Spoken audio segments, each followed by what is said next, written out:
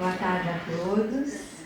A quem eu não vi ainda, depois do período de férias, é um prazer muito grande estar aqui com vocês e continuar o nosso trabalho, né?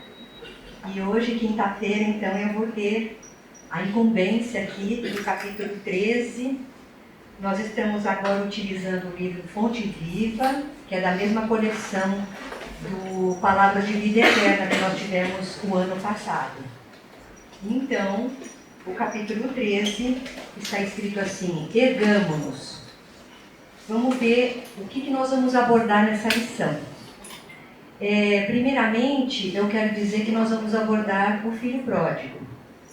Segundamente, eu quero dizer que todo mundo conhece a história do filho, a parábola do filho pródigo. Então, eu não vou contar de novo a parábola do filho pródigo. Se tivesse alguém aqui pela primeira vez, eu contaria, mas vocês não merecem que eu conte de novo a parábola, certo? Tá. Então, assim, eu me estendi a outros tópicos, abordando a parábola do filho pródigo, para a gente abrir um pouco, se é que eu consigo, né? Abrir um pouco as nossas reflexões, tá? Com coisas que talvez seja interessante e que vocês não saibam, não conheçam, não sabia, alguma coisa assim. Bom, de qualquer forma, eu procurei ressaltar alguns tópicos interessantes. Então, a parábola, o capítulo 13, que está escrito, o título é Ergamo-nos, está escrito: levantar-me-ei, e irei ter com meu pai, e direi a ele que pequei contra o céu e perante ti. Então, isso está em Lucas, tirado do Evangelho, né? Está em Lucas, no capítulo 15, versículo 18. Ninguém falou de filho pródigo, ninguém falou nada. É simplesmente uma interpretação, tá? A nossa colocação hoje aqui.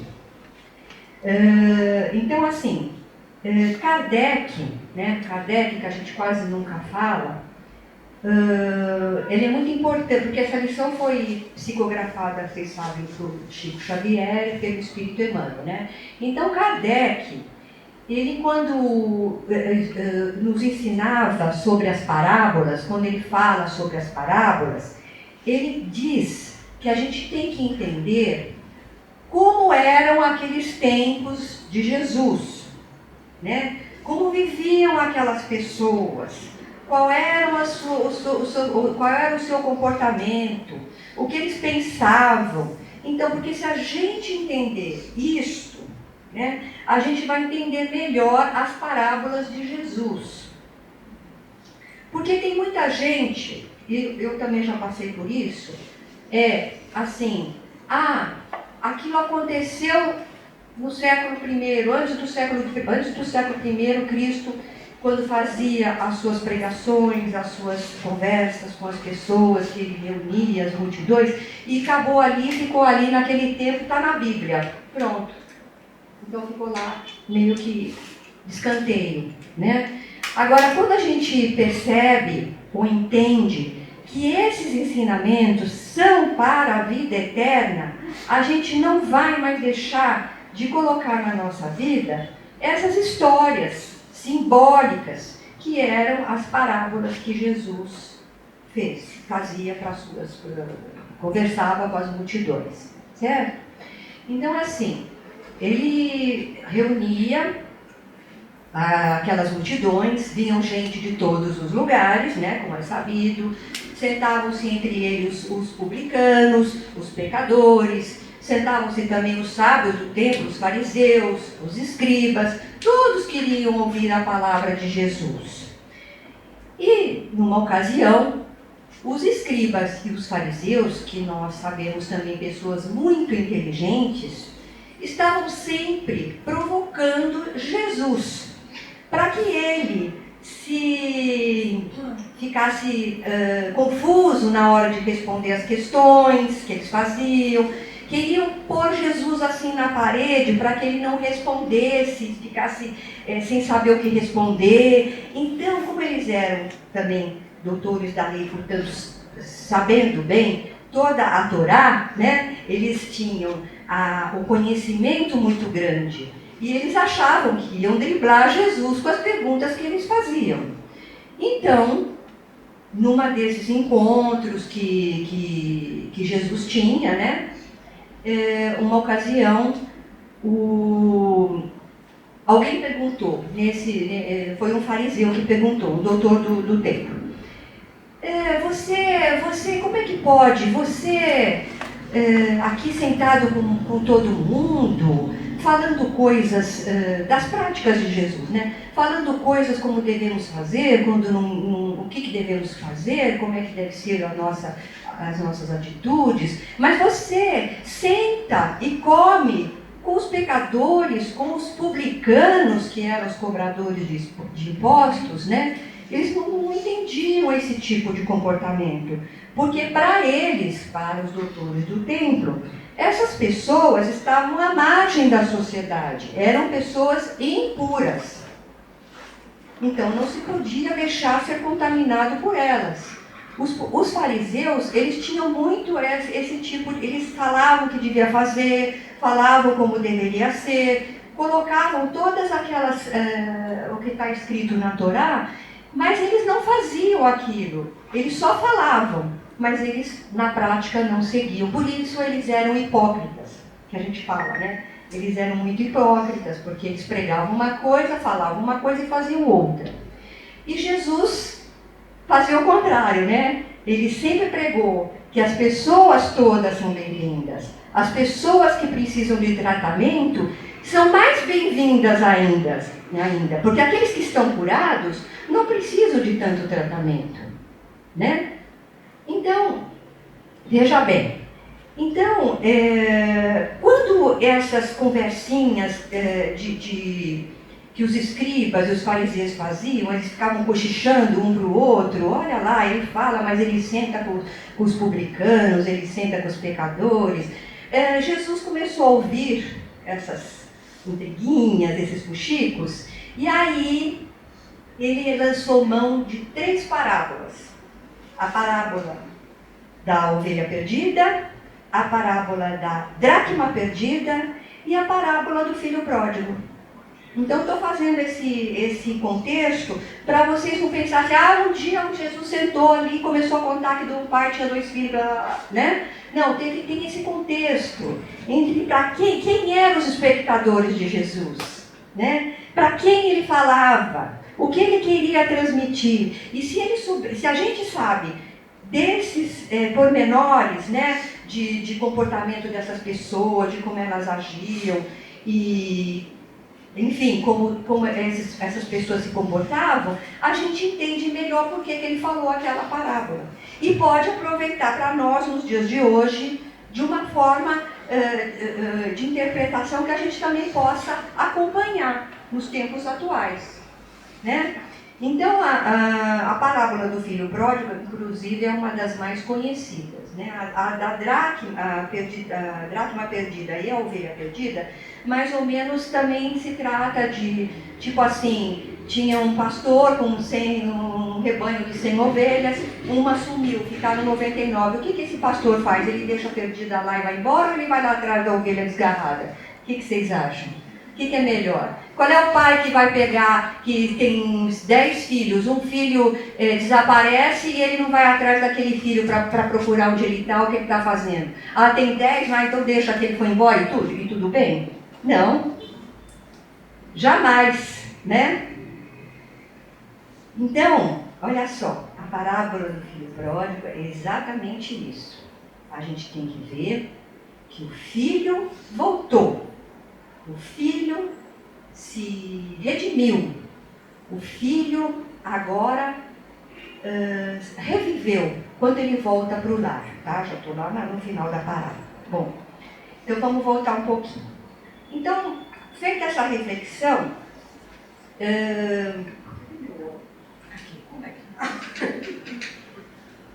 feita essa reflexão, aí nós vamos falar sobre o filho pródigo. Uma coisa importante que eu vi aqui. Jesus era um educador, acima de tudo. Tá? E quando ele reunia as pessoas para conversar com ele fazia que nem Sócrates. Lembra do Sócrates, filósofo, que reunia as pessoas na praça e queria fazer também ensinamentos e falando de filosofia, de não sei o que, de não sei o que? Então, Jesus fazia a mesma coisa. E ele fazia as coisas assim, ele não falava assim, isto é assim porque tem que ser assim, não. Ele jogava a parábola, jogava os problemas sutilmente, por isso que as parábolas são simbólicas. Ele não queria dar tudo de bandeja, não. Ele deixava as pessoas pensando, espera lá, quem é esse filho pródigo? Será que eu também sou filho pródigo? Nossa, será que essa ovelha desgarrada é aquele meu filho que foi embora, eu não aceitei ele de volta? Sei lá, as pessoas têm que refletirem sozinhas. Ele não dava coisa de mão beijada, né, os ensinamentos dele. Ele fazia os ensinamentos para que as pessoas percebessem e refletissem sobre aquilo. Por isso que nós hoje temos que refletir também, do mesmo jeito. Aí tem que falar, que complicado, por que ele não falava mais claro? Né? A gente chega no primeiro ano às vezes, que coisa complicada, esse negócio de parábola. Nem a gente entende, né? Como é que aquelas pessoas vão entender, né? Faz uns comentários assim. E realmente é assim mesmo, a gente tem que, cada época, ter essa reflexão a partir daquele momento que a gente vive. Bom, então, quando o filho, agora reprisando isso que eu já falei, da volta do filho, quando o filho regressa para casa, de volta ao lar, é motivo do quê? De muita alegria e comemoração de seu pai. Certo? Ele não vai ver não vai recriminar o seu filho, não vai chamar a atenção dele, não vai falar porque você gastou minha herança todinha, olha o que você fez, agora você está em maltrapilho horroroso, sofrendo. Era isso que você queria? Olha ali, está aí o castigo, o resultado. Não tem nada disso. Não tem recriminação, não tem chamado a atenção, não tem nada disso. Por quê? Porque essa parábola, ela ensina exatamente isso, que a volta do filho é motivo de comemoração, porque o filho estava sinceramente arrependido. Certo? Então, se a gente tentar entender que o filho estava arrependido e o pai o recebe de volta, a gente tem a ideia de que Deus, nosso Pai maior, também vai nos receber de volta, por pior que a gente tenha feito, mas se a gente se redimir, se a gente pedir perdão, se a gente tiver sinceridade dentro do nosso coração, nosso Pai vai ser assim com a gente também. Só que acontece uma coisa, às vezes a gente começa a levar uma vida desregrada, como foi a vida do filho pródigo, né? Não percebe. Vai. Vamos lá, esbanja tudo, gasta tudo, não com coisas úteis, mas com coisas completamente dispensáveis, né? Você perde a noção, você só fica ali ao lado de coisas materiais, né? Que acha que é mais importante. E só vai dar conta quando você perde tudo, que aí você fala, o que eu fiz? E agora? Né? Então, nesse contexto, o filho pródigo foi assim. Ele gastou, esbanjou, não estava nem aí, não estava pensando no seu semelhante, não estava pensando no pai que ficou sozinho lá trabalhando com o irmão, precisando de outro braço para ajudar na lida lá da agricultura, como era na época, né? A família toda trabalhava. Então ele não estava nem aí, ele quis viver a vida dele, sem pensar nas consequências. Então, é importante que a gente saiba, né, que essas consequências, elas vêm. E a gente vai ter que arcar com a responsabilidade. Né? Um dia a gente vai cair em si. Foi o que aconteceu com o filho pródigo. A partir do momento, tá vendo que eu estou lançando mão da nossa parábola sem contar a história da parábola, porque vocês já sabem, né? Então assim, quando ele foi comer, passou trabalho, conseguiu só um trabalho de apacentar lá os porcos, ele recebia a comida que os porcos comiam, certo? Então, quer dizer, a decadência, a miséria, a fome, aí o ser humano está assim no final, né, da linha, vamos dizer assim, no fundo do poço, né? Quando nada mais tem condição ele está liquidado, ele percebe que ele está passando fome, que lá na casa do pai dele, os trabalhadores não tinham esse problema, eles eram alimentados dignamente, e ele, com todo aquilo que ele fez da vida dele, pelos caminhos que ele mesmo escolheu, ele viu que tudo aquilo, material, efêmero, passageiro, não valeu de nada, porque agora ele estava só, sofrendo, humilhado e comendo a comida dos porcos, né?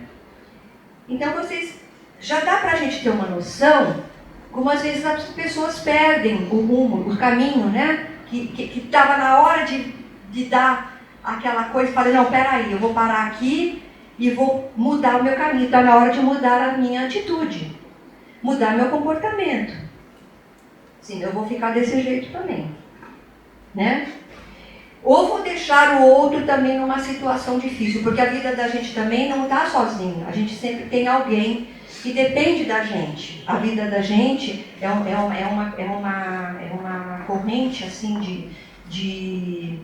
de pessoas que fazem o bem para a outra, e se for nesse sentido, né, uma querendo fazer o bem para a outra, então esse caminho que o filho pródigo fez não foi o que pode se dizer ajudar o outro. Ele tirou todo mundo, ele tirou o semelhante, tirou o pai, tirou a família, desconsiderou todo mundo. Foi vaidoso, foi orgulhoso, foi egoísta. E às vezes quando a gente fala do filho pródigo, aí eu não vou falar sobre isso, só se tiver pós-palestra. E se vier à tona, tá? Mas o filho o primeiro, né, o filho pródigo era o segundo. O filho primogênito, aí as pessoas acham, mas o filho pródigo, ele se reconciliou, ele foi bonzinho, não, Exatamente. Então a gente acha que pior então foi o filho segundo, o filho primeiro, aliás, o mais velho, né? Porque ele fez isso, ele foi... Os dois foram a mesma coisa. Porque nós, seres humanos, somos as mesmas coisas. Nós podemos ser filhos pródigos, que faz o que quer, sem responsabilidade, e podemos ser aquele filho também egoísta, que vê no irmão uma competição e também procura puxar o tapete dele também, porque puxaram o dele, então ele acha que deve puxar o do outro também, né? E começam assim essas picuinhas, né? Entre a família, vamos dizer assim. Bom, então, aí a gente lembra que o excesso, tudo que é em excesso não traz felicidade. Em excesso de bens materiais. Por quê? Porque isso passa logo, é passageiro, e aí foi que nem ficou o filho pródigo. Ele precisava se fazer uma pessoa mais elevada, em busca de Deus, espiritualizada, né? Essa parte ele não tinha, ele adquiriu depois. Dinheiro ele tinha, podia fazer o que quisesse, mas a parte, aquela asinha da moral e a asinha do conhecimento.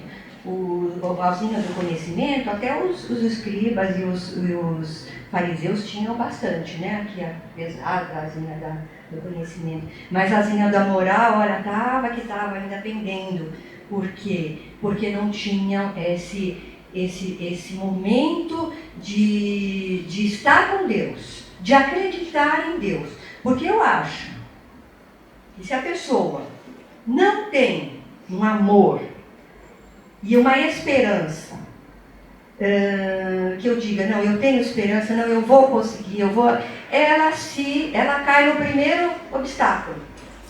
Porque se ela não tem amor nem esperança, para que ela vai pedir para quem? Ela vai caindo cada vez mais, não é assim? Né? Então agora, quando existe uma fagulha, uma faísca de que você possa despertar dentro de você fazendo o seu autoconhecimento e tirando de dentro para fora, tirando as coisas ruins que a gente tem e colocando no lugar dessas coisas ruins os bons sentimentos, a aproximação com Deus, porque inclusive a parábola é isso, é a aproximação com Deus, é o perdão, são as coisas mais importantes. E amor, sempre, né? Caridade, são esses os valores que existem nessa parábola, do lado do bem, né? Então você, aqui de repente, então quando o pai brigou com o filho, ele simplesmente o recebeu com alegria, né? O filho que estava morto, reviveu. É isso que é importante. Não importa, a volta, aquela comemoração de quem encontrou sua ovelhinha lá, que pôs a ovelhinha no ombro e saiu todo feliz, é a mesma coisa. O pai vai lá, abraça o filho, beija ele, dá presente para ele, diz: agora o meu filho voltou, ele renasceu, ele reviveu. Ele, inclusive, a comunidade ali presente, que viu quando o filho estava chegando naquelas condições, né? E o pai vai ao encontro dele, ele fala... o pai fala, eu precisei fazer tudo isso, quer dizer, dar sandália, dar anel, abraçá-lo, beijá-lo, porque se a comunidade que estava ali visse que o próprio pai não ia recebê-lo tão bem, vocês acham que a comunidade ia dar valor a essa criatura que se perdeu? Não. Ia deixar lá no canto, não, mas o pai acolheu. Isso quer dizer que tem muito amor, tem que ter muito amor, e tem que ter muita gratidão, e tem que fazer as coisas com o coração, com muita alegria, para que tudo dê certo. Tá? Bom, então, ali não tinha mais preocupação. Seu filho foi acolhido. Nosso pai vai nos acolher também. Mas não vai ser fácil. A gente tem que se esforçar por isso. Tanto... Desculpa. Meu Deus, eu passei tudo. Jesus. Bom, vamos ver aqui então, finalizando. Então, só para ir terminando, a parte que o filho diz assim: levantar-me-ei, né? E voltarei para o meu pai. Mas eu não quero que ele me valorize, que ele me chame de seu filho. Não, eu não mereço nada disso. Eu vou lá para trabalhar com ele na fazenda lá e quero ser o seu servo.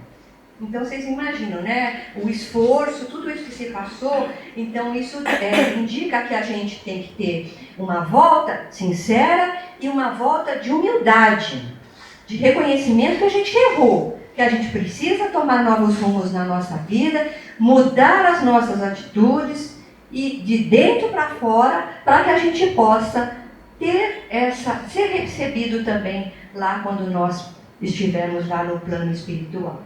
Aí então, tirando aqui, nossa, minha papelada aqui, eu vou só terminar com isso aqui, olha, gente, eu achei legalzinho. Então, a parábola do filho pródigo, ela enseja as lições sobre amor e perdão. Mostra que o amor do pai é incondicional. E a gente fala assim, e eu encontrei essa frase assim: não se perde quando se cai, mas quando não nos levantamos. Achei essa frase linda, não é linda? Não se perde quando se cai, mas quando nos levantamos. Nutrir a alma cultivando valores e praticando bem. Por isso, abracem com amor a vida, permita-se florescer, abrace o seu irmão, seja caridoso e vai regando a plantinha que existe dentro de cada um, dentro de si. Muito obrigada, desculpe o adiantado da hora.